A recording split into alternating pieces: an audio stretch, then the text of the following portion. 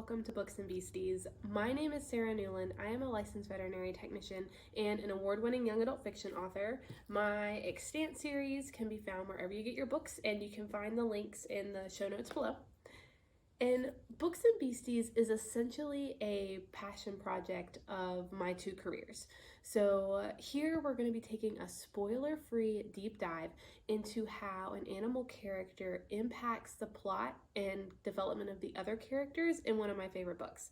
So today we're going to be chatting about Socrates the Dolphin and Rick Riordan's Daughter of the Deep. Just a little bit about the author first. Most of us are probably more familiar with Rick Riordan through his Percy Jackson and the Olympian series, which is now a show on Disney Plus, which is really exciting. And I personally did not discover Rick Riordan or Percy Jackson until adulthood, which is kind of crazy because the series was actually coming out and very popular when I was like middle grade age. So I'm not really sure how I completely missed that. Like I'd heard of it, I knew of it, but I just never picked it up. And I read the entire series in a weekend as an adult for Percy Jackson and the Olympians. Absolutely fantastic. Rick Riordan, and Victoria Schwab does this too, but Rick Riordan has this remarkable way of elevating middle grade fiction to be applicable and enjoyable by all age groups. And I think one of the main ways he accomplishes that is by not pulling his punches. So yes, this is a middle grade book. However, we're conquering topics like family loss. It's definitely a coming of age type story. You're having to deal with betrayal and navigating the complexities of different personalities in a very large friend group, assuming responsibility for your actions, for your family's actions, and the weight of living up to a family name. And he also uses very elevated language. So both in Percy Jackson and Daughter of the Deep, Riordan, yes, it's a very fun, kind of lighthearted adventure story, but at the same time, especially in Daughter of the Deep, he's pulling out scientific names of different animals, and as a biology major, I didn't know those. So it's definitely, as an adult, I promise you are not going to be bored reading this book. It is absolutely amazing, enjoyable by all age groups, and I think that that's something that makes Rick Riordan very special as an author. And a little bit about the premise of the book itself. So I'm not going to give anything away. Like I said, this is a very spoiler-free discussion. But I do want you to know a little bit about the premise before we jump into how Socrates the Dolphin really brings a lot of our theming home. So Daughter of the Deep addresses the question of what would Captain Nemo's descendants, so Captain Nemo from 20,000 Leagues Under the Sea, what would his descendants be doing today? What problems would they be facing today? And it's greatly inspired by 20,000 Leagues Under the Sea. We see a few key elements directly from that story, like the Nautilus, and it is a beautiful homage to that story. So we are following Anna Dakar and her journey. She attends this very special school for marine science. It's divided up into different houses. It's called Harding Pencroft, and yes, they've heard all the Harry Potter jokes before. And for HP, and she is a dolphin. So there are a couple of different houses in the school. We're going to focus on hers. She is a dolphin, and dolphins pride themselves on intellect, problem solving, and having a little bit of fun. So that really kind of envelops her character. And we're following Anna as she's dealing with recent loss of her parents. So we know that opening in the book. So it's just her and her brother attending the school together, kind of figuring out how their family works now.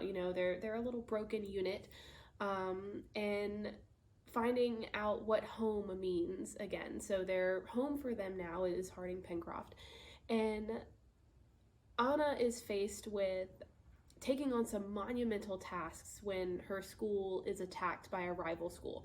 And by attacked, I quite literally mean blown out of the water. Anna and her few friends who were off site when this attack happens are, as far as they know, the only survivors of this attack. So they are, this story really follows Anna as her and her friends are basically on the run from Land Institute, which is their rival school, and trying to figure out, one, are there any survivors from Harding Pencroft? How can they contact them if there are?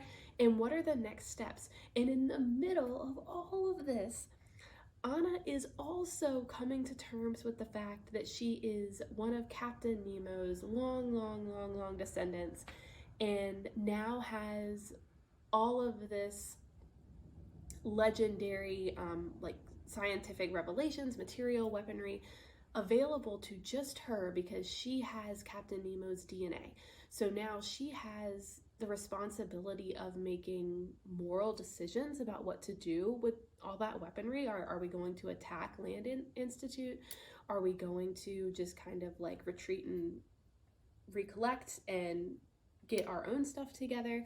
And is she going to go after the truth of her own family history, finding out what really happened to her parents? So it's definitely an emotional ride. There's not a dull moment from front to back. And so Socrates is an Atlantic bottlenose dolphin, which I did not know was in this book before I started reading. I picked this up because I loved Percy Jackson, and I was so excited to read a new adventure by Riordan. And I think it's chapter 1 or 2. I think it's chapter 1. We meet Socrates, and I was just like, what? There's a dolphin. Best day ever. Who has not wanted a dolphin best friend? I did my entire childhood. I was that 5 to 15-year-old who wanted to grow up and be a dolphin trainer. So I was so excited that Socrates was a featured character in this book. And we meet Socrates right off the bat because one of his most important roles in this book is a relationship bridge between Anna and her brother. However, we're not going to start there. We are going to start with the most obvious role that Socrates plays, and that is as comic relief. So if you have ever had the pleasure of interacting with a dolphin up close, you will know that they are extremely playful, silly creatures. They love to have a good time, and Socrates is no different. So he, at one point, Anna is having to do repairs on her ship, and Socrates is down there, she's doing a dive, and Socrates is down there, like, nudging her, playing. He wants to do the hokey pokey, and she's trying to, fix the ship, and he's down there to remind her, like, hey, you need to have a good time, and, take a minute, like, yes, your world is falling apart, but it's not all bad. So he is very much the silver lining of Anna's entire journey through this book. He's reminding her to look on the bright side, her and her friends, even though he's like primarily her companion. He definitely is an uplifting source of joy for the entire team. And during that dive, one of the things he does is he comes up behind Anna and gooses her, and she specifically says, "Ugh, dolphins are notorious goosers." And that is incredibly accurate.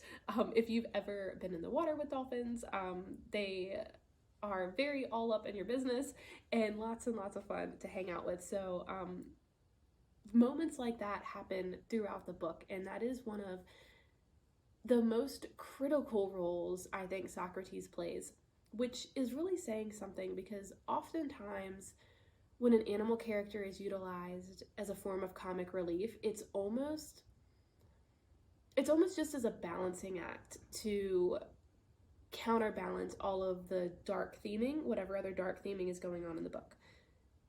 Yes, that applies here.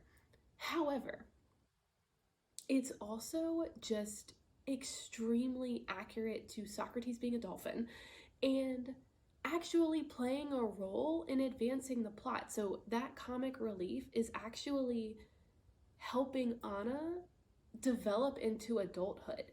So learning that, you have to take the bad with the good.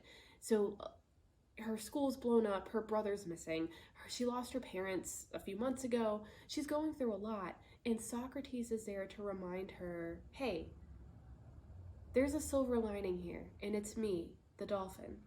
And, to just take a break out of your heavy school load, have a good swim in the morning, have some fun. And I think that's something that we forget as we enter adulthood, at least personally. You get bogged down with school, if you're going to school, if you're going to college, finding a job, making enough money, sometimes having 3 jobs and working 7 days a week. And it's easy to get so focused on the goals that we forget why we're here. And that's, to also enjoy life. Like, it's good to go out and have your mission and want to save your school, but you also need to take a few moments to breathe and have fun. And that is exactly what Socrates does for Anna. Now, I touched on this in the very beginning and of talking about Socrates, and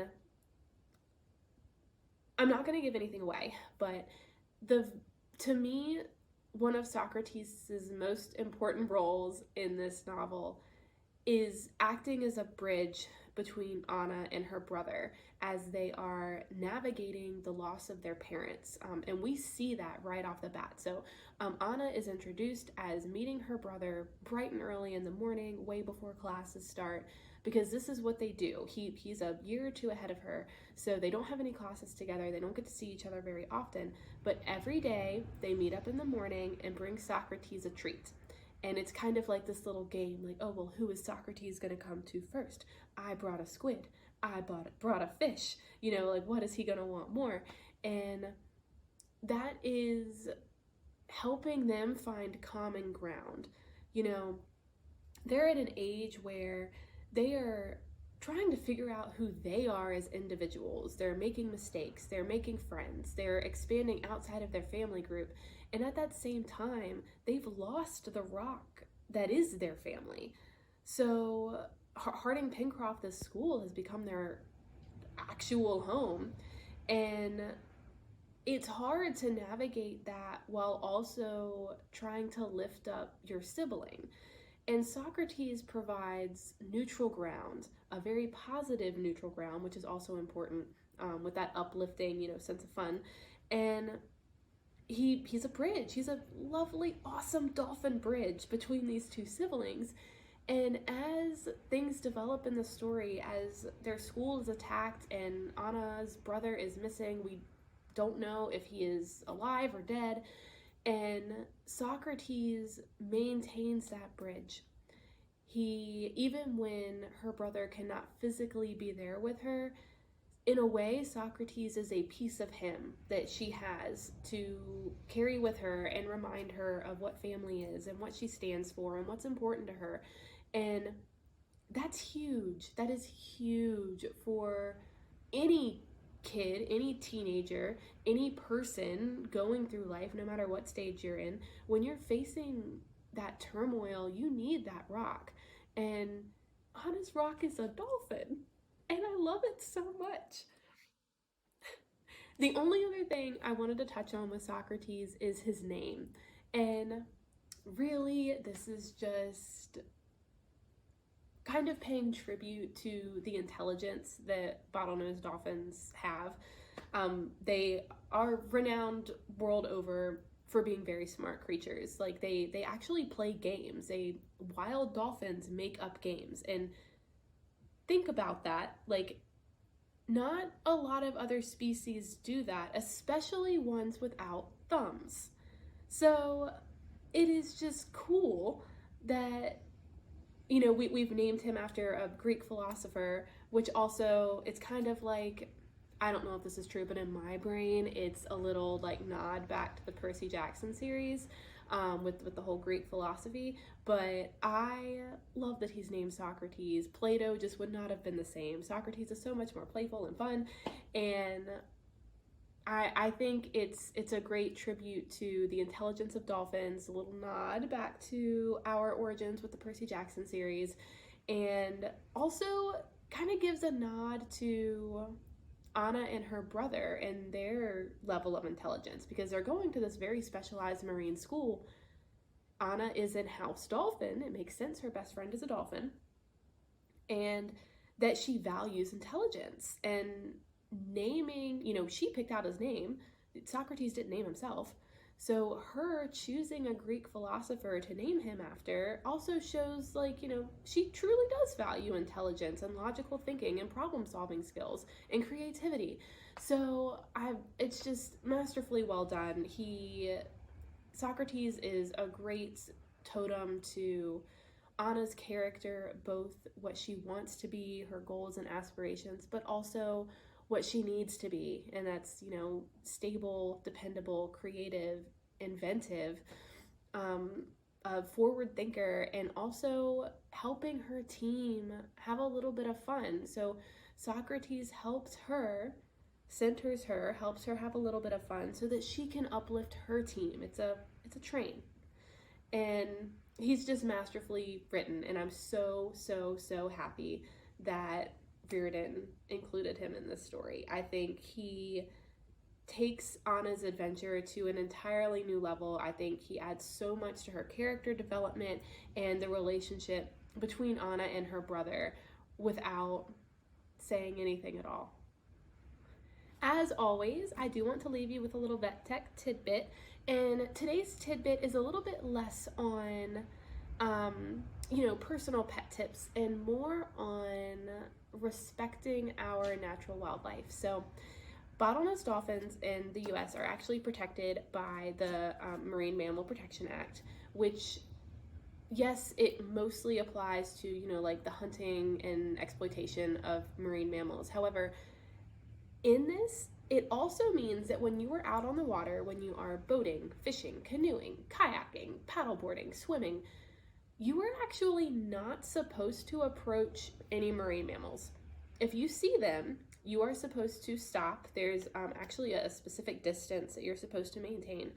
And as someone who grew up boating in the Chesapeake Bay, something that my dad always did, because I can steer, I'm not really good with the rest of it. Something that my dad always did was when we spotted dolphins on the horizon, he'd cut the engine. We don't want to risk boat strikes. That's I think the thing most people think of is boat strikes. You don't want to be cruising along and then accidentally hit one of these creatures. But actually what's more dangerous to them, because they can normally hear you coming, whales can't move out of the way as fast. Dolphins are pretty speedy. They can move. They can get out of the way. What's actually more dangerous to them is the human interaction itself. So I know it's tempting. Oh, it's so tempting. They are so cute and smart and fun, and they'll come right up to the surface and just talk to you and beg for food. And it's so hard, but you really should not interact with them at all. Admire from afar. If they approach your vessel, that's great, but watch as quietly as you can. Don't reach down, don't touch, because what you're doing by interacting, feeding, and positively reinforcing that behavior of them coming up to the boat, you're making them more likely to approach other boats, which then makes boat strikes more likely and makes them more likely to get tangled up in things like nets and fishing line and ingest things from humans that they're not supposed to. Our food is not their natural diet. It's not going to provide them the nutrients that they need. And we don't want to encourage that behavior for them to come up to us and hang out with us. So while Anna having a BFF dolphin in Daughter of the Deep is a dream, it's amazing, it's not something we want to replicate, okay? So just keep that in mind, my little PSA to respect and try and nurture our natural wildlife. Love them from afar, and let's try and keep them as safe and healthy as we can. Always, thank you so much for joining me. This is truly so much fun.